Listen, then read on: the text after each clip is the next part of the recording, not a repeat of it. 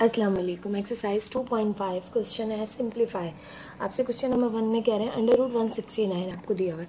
जब भी आपको इस तरह में कोई भी क्वेश्चन दिया जाएगा जो कि अंडर रूट के अंदर मौजूद होगा तो आपने रूट ख़त्म करना होता है सिंप्लीफाई करने के लिए। तो रूट किस तरह से ख़त्म करेंगे कि हम अंदर वाले नंबर का LCM लेंगे। ठीक है, हमारा अंदर वाला नंबर है 169।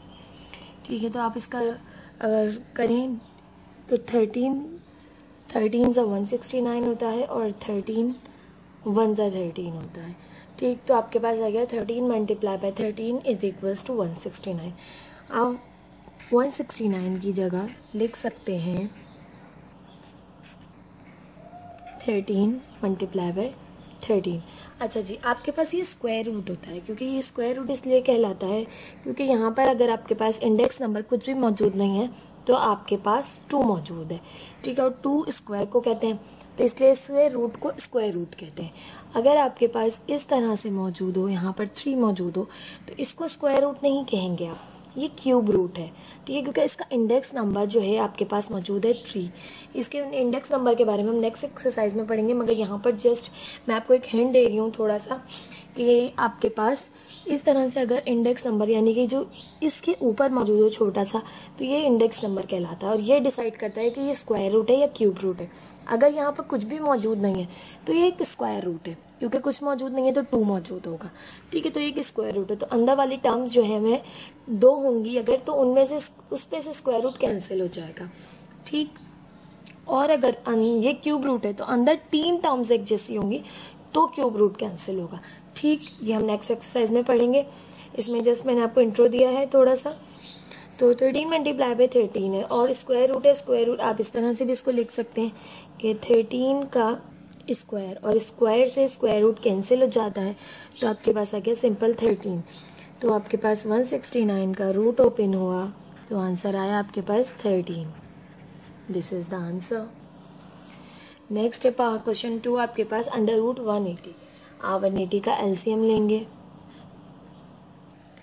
2 से स्टार्ट करें हम। 2 9 ज़ा 18 0, 2 4 ज़ा 8, 2 5 ज़ा 10, 3 1 ज़ा 3, 3 5 ज़ा 15, 3 5 ज़ा 15 और 5 1 ज़ा 5। ठीक, तो आपके पास आ गया 2 multiply by 2, 3 multiply by 3 and 5। ठीक, तो आप लिख सकते हैं यहाँ के 180 is equals to 2 multiply by 2 multiply by 3 multiply by 3 multiply by 5। ठीक, अब ये आपके पास स्क्वायर रूट है, तो ये आपके पास 2 टर्म्स हैं और ये भी 2 टर्म्स हैं। दोनों टर्म्स में से एक एक पेयर जो है वो पेयर में से एक एक मेंबर बाहर चला जाएगा। ठीक, तो यहाँ से हो जाएगा 180 मेरे पास बराबर है आपके पास 2 का स्क्वायर लिख सकते हैं आप, इसे 3 का स्क्वायर लिख सकते हैं, और 5 जो है मेरे पास सिंगल है।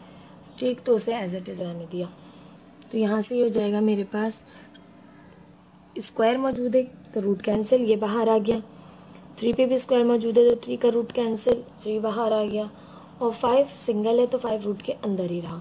तो ये हो जाएगा मेरे पास 2 3 ज़ा 6 अंडर रूट 5, और 180 का रूट ओपन होगा आपके पास 6 रूट 5। इस तरह से आपने सिंप्लीफाई करना है। This is the answer.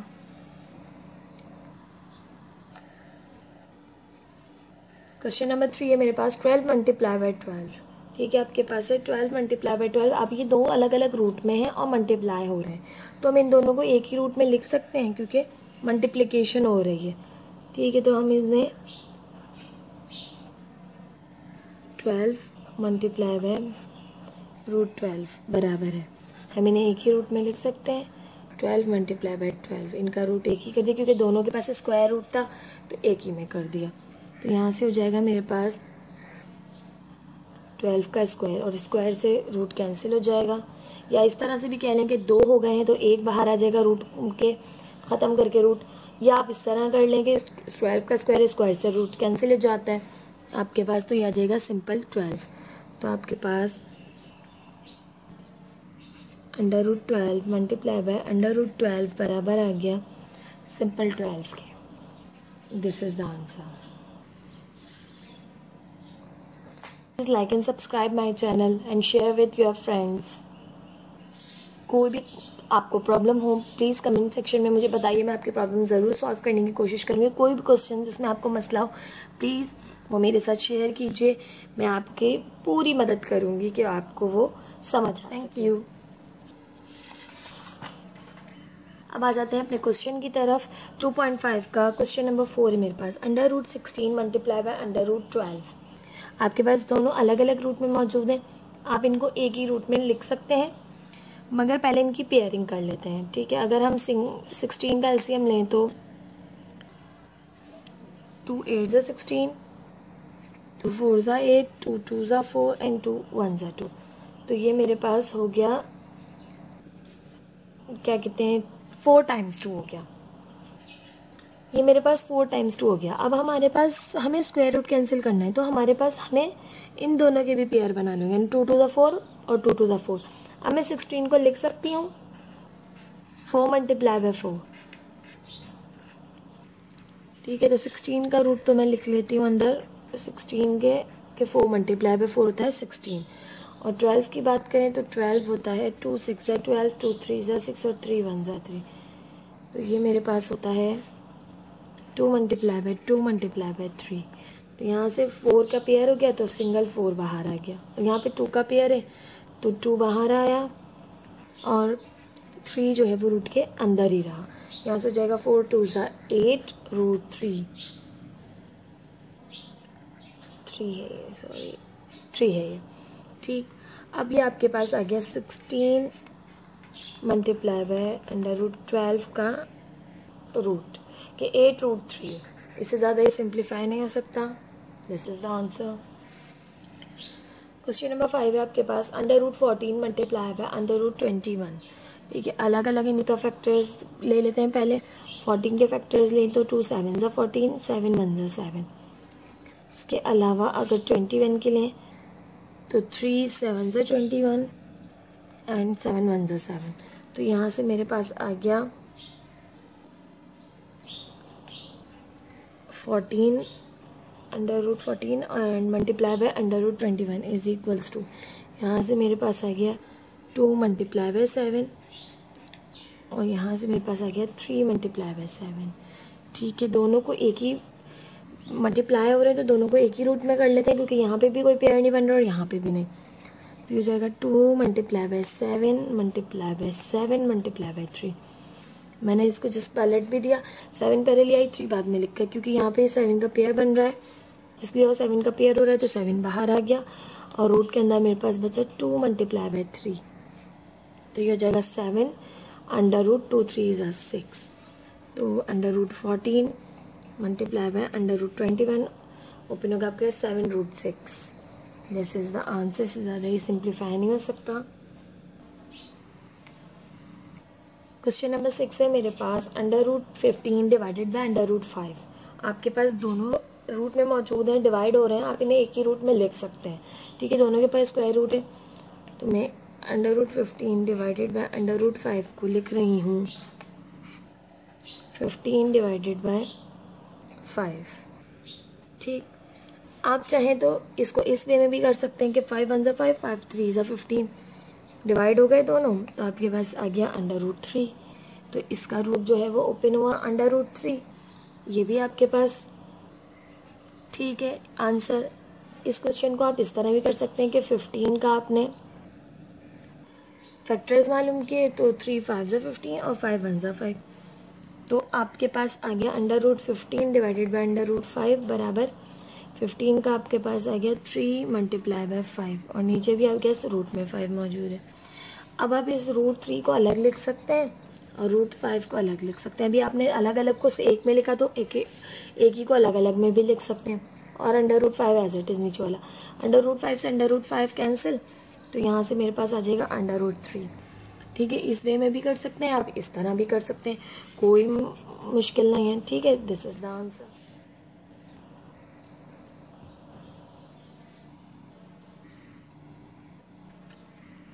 (2.5) question number 7 है मेरे पास। √76 डिवाइडेड बाय √76। अब आपके पास दोनों रूट में सेम जो है वो नंबर मौजूद है कि √76 डिवाइडेड बाय √76। तो आप √76 डिवाइडेड बाय √76 को इससे डिवाइड कर सकते हैं। तो आपके पास √76 डिवाइडेड बाय √76 बराबर आ जाएगा सिंपल 1 के। क्वेश्चन नंबर 8 है आपके पास 18 डिवाइडेड बाय √18। अब आपके पास ऊपर जो है वो सिंपल नंबर मौजूद है और नीचे रूट मौजूद है, तो हम नीचे का रूट कैंसिल करने की कोशिश करते हैं। सिंप्लीफिकेशन जब भी आपसे कही जाए और नीचे रूट मौजूद हो और ऊपर ना हो तो आप नीचे का रूट कैंसिल करने की कोशिश करेंगे, भले ऊपर रूट आ जाए। ठीक है, तो 18 का हमारे पास हो जाएगा डिवाइडेड बाय √18। ठीक है, आपके पास क्वेश्चन है 18 को आप लिख सकते हैं इस तरह √18 मल्टीप्लाई बाय √18। ठीक है, आप एक ही में करेंगे ना, 18 मल्टीप्लाई बाय 18, एक पेयर बाहर आ जाएगा, सिंपल 18 आ जाएगा। आप इस तरह से इसे लिख सकते हैं। ठीक, और नीचे भी √18 मौजूद है, तो √18 से √18 तो कैंसिल हो जाएगा, यहाँ पर आ जाएगा सिंपल √18। ठीक, और अगर इसे फर्दर सिंप्लीफाई करें तो फर्दर सिंप्लीफाई किस तरह करेंगे कि हमारे पास √18 मौजूद है, तो आप 18 का फैक्टर्स मालूम करेंगे। 2 9 ज़ा 18, 3 3 ज़ा 9, 3 1 ज़ा 3। तो यहाँ से आपके पास आ जाएगा 2 मल्टीप्लाई बाय 3 मल्टीप्लाई बाय 3। 3 का आपके पास पेयर आ गया, तो 3 आपके पास बाहर आ जाएगा और √2 अंदर आ जाएगा। तो आपके पास 18 डिवाइडेड बाय √18 बराबर आ जाएगा आपके पास 3/√2। ठीक है, this is the answer. Question number 9 है आपके पास 2/√28 डिवाइडेड बाय √7। ठीक, तो सिंप्लीफाई कर लेते हैं। रूट के अंदर जो 28 है इसके फैक्टर्स मालूम करेंगे पहले। 2 1 ज़ा 2, 2 4 ज़ा 8, 2 7 ज़ा 14, 7 1 ज़ा 7। ठीक, तो आपके पास आ गया यहाँ से 2/28 डिवाइडेड बाय √7 बराबर आ गया 2 multiply by 2 multiply bye 7 divided by √7। यहाँ पे इसका पेयर बन रहा है इसका, तो कैंसिल कर देगा ये रूट को। तो 2, ये जो एक बाहर सिंगल 2 मौजूद था ये तो मौजूद है, और यहाँ पर 2 में से एक बाहर आ गया। ठीक, √7 बचा और नीचे भी √7 बचा। अब ये √7 से √7 कैंसिल हो गया, आपके पास सिंपल 4 आ गया। आपके पास 2/28 डिवाइडेड बाय √7 का आंसर आया आपके पास simple 4। This is the answer. 2.5 question number 10 मौजूद है मेरे पास 3/5 प्लस 8/5। अभी क्वेश्चन इसमें आप 5 का रूट ओपन नहीं कर सकते क्योंकि 5 का रूट आपके पास डेसिमल में आएगा अगर आप ओपन करें तो। ठीक, तो इस तरह के क्वेश्चंस को आपने किस तरह करना है कि 3/5 है प्लस 8/5 है। आपने इसमें से आप देख रहे हैं दोनों में √5 कॉमन है, आपने √5 कॉमन ले लिया। अंदर मेरे पास बचा 3 + 8, तो ये हो जाएगा मेरे पास 3 + 8 हो जाएगा 11। और नंबर्स को आप रूट से पहले लिखते हैं। ठीक है, आपके पास √5 एज इट इज 11, √5 इसका आंसर होगा। ठीक, इस तरह से क्वेश्चन नंबर 11 भी है 5/8 - 2/8। आपने देखा दोनों में √8 कॉमन आ रहा है। ठीक है,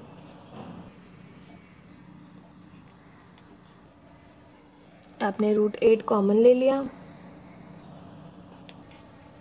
यहाँ से 5 - 2 किया आपने, तो ये आ गया आपके 5 - 2 3, और 3 पहले लिखते हैं नंबर रूट से, √8 एज इट इज। अगर आप इसको फर्दर सिंप्लीफाई करें तो √8 का फैक्टर्स देंगे 2 4 ज़ा 8, 2 2 ज़ा 4 और 2 1 ज़ा 2। तो √8 आपके पास होगा 2 मल्टीप्लाई बाय 2 मल्टीप्लाई बाय 2। दो पे एक पेयर बन रहा है, पेयर में से एक 2 बाहर आ जाएगा, 3 मल्टीप्लाई बाय 2 और √2 अंदर ही रहा एक, क्योंकि सिंगल 2 बचा था। 3 2 ज़ा 6, √2 ये आपके पास सिंप्लीफाई होकर आंसर आ जाएगा। This is the answer. Question number 12 है आपके पास 34/√23 प्लस 38/√23। आपके पास दोनों में √23 कॉमन है, तो आप वो कॉमन ले लेंगे। 34 multiply by 23 plus 38 multiply by under root 23 बराबर है अंडर रूट 23 आपने कॉमन लिया, अंदर बचा 34 प्लस 38। ठीक, अंडर रूट 23 आप इसके फैक्टर्स भी नहीं ले सकते क्योंकि ये 23 आपके पास अपने ही टेबल में आता है, तो 23 का आप कोई भी फैक्टर ले नहीं सकते। तो ये आपके पास 34 और 38 हो जाएगा आपके पास 72, और जो नंबर होता है वो हमारे पास बेस जो होती है वो हम पहले लिखते हैं, तो 72 मल्टीप्लाई बाय अंडर रूट 23। ठीक है, दिस इज द आंसर। इससे ज़्यादा ये सिंप्लीफाई नहीं हो सकता क्योंकि 23 का रूट भी आपके पास डेसिमल में ओपन होता है। ठीक है, एक्सरसाइज के तमाम क्वेश्चंस बहुत इजी थे, आपने जस्ट फैक्टर्स में ब्रेक करना सीखना है इस एक्सरसाइज में, ताकि आप टॉप 2.7 करें तो आपको कोई भी जो है वो कन्फ्यूजन ना हो कि किस तरह से आपने फैक्टर्स में ब्रेक किया है। तो हम एलसीएम लेके फैक्टर्स में ब्रेक करते हैं। अगर हमें स्क्वायर रूट चाहिए तो हम स्क्वायर में ब्रेक करेंगे नंबर को, अगर हमें क्यूब रूट चाहिए तो हम क्यूब में ब्रेक करने की कोशिश करेंगे नंबर को। ठीक है, ये सारी चीज़ें छोटी छोटी सी आपने उस एक्सरसाइज के लिए बहुत अच्छे से प्रैक्टिस कर लेनी है।